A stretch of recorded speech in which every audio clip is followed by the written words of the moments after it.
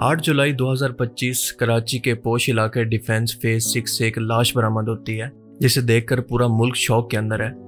ये एक ऐसा वाक़या है जिसके बहुत सारे पहलू और पुरअसरार सवाल निकलकर सामने आते हैं, जिसके जवाब ना होना इस केस को मजीद मशकूक बना रहा है। और लोग ये सवाल कर रहे हैं कि क्या ये लाश किसी कत्ल का नतीजा है या फिर ये वाकई कोई कुदरती मौत थी।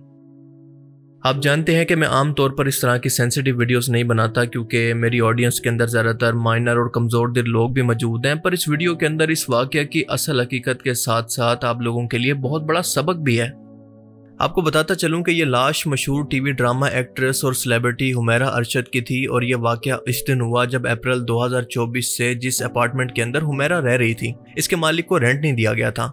और वो बंदा अदालत का हुक्म लेकर बैलफ के साथ जब घर को खाली करवाने पहुंचा, दरवाजा तोड़कर अंदर गया तो देखा तो पता चला कि 32 साल की हुमैरा को गुजरे हुए तो शायद 1 महीने से भी ऊपर का टाइम हो चुका है। उसका जिस्म डिकम्पोज हालत के अंदर मौजूद था, लाश से इतनी बदबू आ रही थी कि बर्दाश्त करना मुश्किल था, और उसकी बॉडी इतनी बुरी हालत के अंदर थी कि इसकी शनाख्त भी मुमकिन नहीं। उसकी बॉडी एक फर्श पर पड़ी थी, खिड़कियां खुली हुई थी और पूरे घर के अंदर मट्टी मट्टी थी। बिजली को कटे हुए भी शायद कई महीने का टाइम गुजर चुका था। हुमैरा की बॉडी को ले जाकर फोरेंसिक टेस्ट किया गया, इसके मोबाइल फ़ोन के रिकॉर्ड को चेक किया गया और घर के अंदर मौजूद चीज़ों की एक्सपायरी से पता चला कि इसको गुजरे हुए शायद 1 महीना नहीं बल्कि 8 से 9 महीने का टाइम गुजर चुका है। और इससे भी ज़्यादा अफसोस की बात कि जब घर वालों को फ़ोन किया गया, इनको तमाम वाक़या बताया गया कि इस तरह से आपकी बेटी की लाश मिली है, तो सबसे पहले भाई को फ़ोन किया गया। इसके भाई ने फ़ोन रिसीव किया तो कहा कि आप मेरे वालिद से रब्ता करें, मैं कुछ नहीं कर सकता। और जब बाप को फ़ोन किया गया, उसको तमाम वाक़या बताया गया तो इंतहाई अफसोस के साथ कहना पड़ रहा है कि उसने कहा कि मेरा हुमैरा के साथ कोई ताल्लुक नहीं, आपने लाश के साथ जो मर्जी करना है कर दें। और इसके फ़ौरन बाद उसने फ़ोन बंद कर दिया।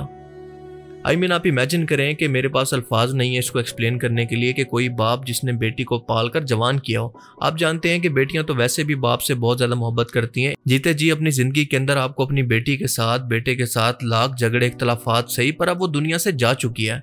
आपके अंदर ऐसी कौन सी अना है, ऐसा कौन सा गुस्सा है जो कि इसकी मौत के बाद भी ख़त्म नहीं हो रहा।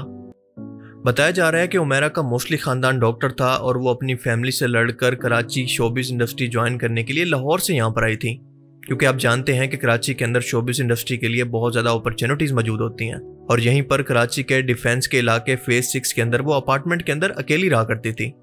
हम लोगों को इसकी जन्नत और जहन्नुम का फैसला नहीं करना चाहिए। हम नहीं जानते कि अंदर के हालात क्या थे।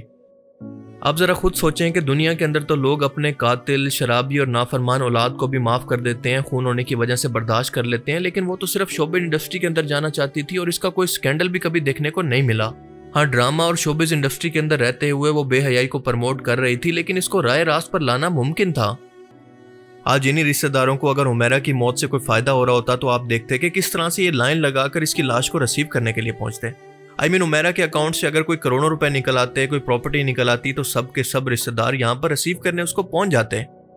इस तमाम साने के अंदर वालिदैन इंतहाई पत्थर दिल साबित हुए और यही सबसे ज़्यादा तकलीफ दे बात थी कि औलाद जैसी भी हो मगर वालिदैन तो हमेशा रहम दिल होते हैं। और इन माँ बाप ने तो इतनी संग दिली दिखाई कि रह रहकर अफसोस होता है। ठीक है, जीते जी आपका उससे कोई वास्ता नहीं रहा, लेकिन इसके मरने के बाद तो इसको माफ़ कर दें।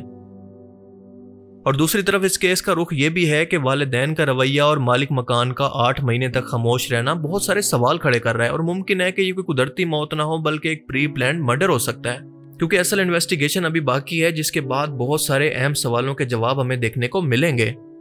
और मेरी अपनी राय के मुताबिक हुमैरा असगर की मौत मुमकिन तौर पर जुर्म हो सकती है, क्योंकि उसका फ्लैट DHA फेज 6 के एक महफूज तरीन इलाके के अंदर मौजूद था और इस जैसे पोश इलाके के अंदर चौकीदार, सिक्योरिटी गार्ड और आसपास के लोगों की खास नजर होती है।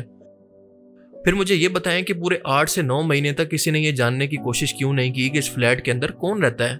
और आप जरा सोच कर देखें कि क्या 8 से 9 महीने के अंदर एक बार भी लाश की बदबू का एहसास आसपास के लोगों को नहीं हुआ? क्या किसी ने इमारत की सर्विसेज, पानी या बिजली के बिल तक चेक नहीं किए? अब मुझे तो ऐसा लगता है कि कोई जानबूझकर आंखें बंद किए हुए था ताकि इस वाक़े को ज़्यादा से ज़्यादा टाइम गुजरे और इसके बाद इसकी मौत को एक हादसा करार दे दिया जाए। एक और पॉइंट मेरे जहन में आता है कि 6 से 8 महीने पहले शदीद सर्दी थी, जबकि वीडियोस और तस्वीरों के अंदर मरहुमा ने कोई मोटा कपड़ा नहीं पहना हुआ था, मतलब कोई स्वेटर, कोई जर्सी या फिर कोई जैकेट। और वैसे भी 6 माह की लाश महज ढांचा बनकर रह जाती है, लेकिन यहाँ पर डिकम्पोजिशन से ऐसा लगता है कि इसको कई महीने तो बिल्कुल नहीं हुए। ज्यादा से ज्यादा मुमकिन है कि ये लाश 10 से 15 दिन पुरानी है, इससे ज्यादा नहीं। और एक और अहम सवाल कि ये कैसे हो सकता है कि जो मालिक मकान हर माह का किराया लिए बगैर नहीं रहते, वो अपने फ्लैट के अंदर पिछले 6 से 8 माह तक पता करने ही नहीं गया। अब पुलिस को इन तमाम सवालों के जवाब जानने के लिए इसके बैंक ट्रांजैक्शंस की मुकम्मल तफसील हासिल करनी चाहिए कि आखिरी महीनों की माली सरगर्मियां देखकर मालूम किया जा सके कि क्या किसी ने इसके अकाउंट से कोई रकम तो नहीं निकलवाई, क्या किसी मशकूक शख्स ने कोई माली लेन देन तो नहीं किया। उमेरा के मोबाइल फ़ोन का मुकम्मल फोरेंसिक करवाया जाए, इसका कॉल लॉग, आखिरी चैट्स, इंस्टाग्राम और व्हाट्सएप का डाटा निकलवाया जाए, आसपास मौजूद इमारतों के सीसीटीवी कैमरों की रिकॉर्डिंग को चेक किया जाए, फ्लैट के दरवाजों, दीवारों, बेड, बाथ, किचन और फर्श का फोरेंसिक सर्वे करवाया जाए। पोस्टमार्टम के अंदर जहरीले मादे, दम घुटने या फिर अंदरूनी चोटों के शवाहिद तलाश किए जाएं। चौकीदार और इमारत की सिक्योरिटी से सख्ती से पूछा जाए क्योंकि वो इसके अंदर शामिल हो सकते हैं। वालिद और भाई के इनकार की वजूहात की कानूनी छानबीन करने की कोशिश करें क्योंकि मामला बहुत ही संगीन लगता है। फ्लैट की मलकियत, किरायादारी और किसी भी अदालती तनाज़े का रिकॉर्ड निकालकर चेक किया जाए और इसके बाद जाकर कहीं कोई हकीकत मालूम होगी। पर दोस्तों, अफसोस के साथ कि एक हकीकत यह भी है कि एक फनकारा जिसकी सोशल मीडिया पर लाखों की फैन फॉलोइंग हो लेकिन वो महीनों तक किसी की तरजीह न बनी, ना इसके घर वालों की, ना इसके फैंस की, ना मोहल्ले वालों की और ना इस निज़ाम की जो कि तहफ़्फ़ुज़ का दावा करता है।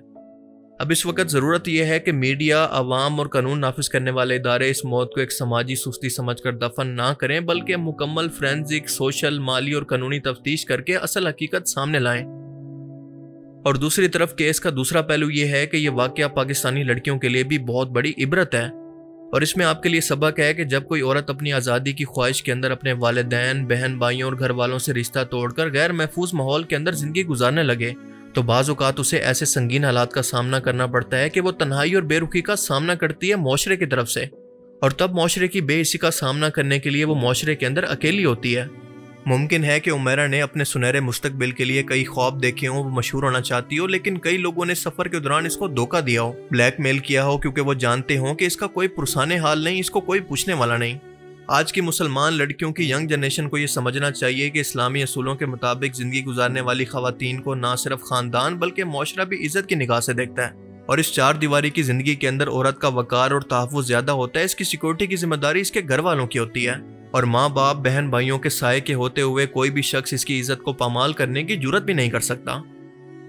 देखें, हम हुमैरा के और इसके घर वालों के दरमियान जो कुछ चल रहा था उसके बारे में ज़्यादा डिटेल से नहीं जानते, लेकिन ज़ाहिरी तौर पर जो भी कुछ देख रहे हैं उस पर कमेंट कर सकते हैं और इसीलिए इस केस के हक़ाइक़ को सामने लाकर इसको एक टेस्ट केस बनाना चाहिए ताकि बाकी दुनिया के लोगों के लिए भी ये इबरत हो, खास तौर पर वो लड़कियां जो कि मीडिया की फेक चकोचौंध से मुतासिर होकर और फेम पाने के लिए किसी भी हद तक जाने को तैयार हो जाती हैं, माँ बाप की इज्जत का कोई ख्याल नहीं करती। और आखिर में अल्लाह से दुआ है कि अल्लाह पाक मरूमा की मगफरत फरमाए और हमें भी इस तरह की गफलत की मौत से और नागहानी मौत से बचाए, आमीन। बाकी आप इस बारे में क्या सोचते हैं, अपनी कीमती राय का इज़हार कमेंट सेक्शन में ज़रूर करें। Thanks for watching this video. अल्लाह हाफिज़।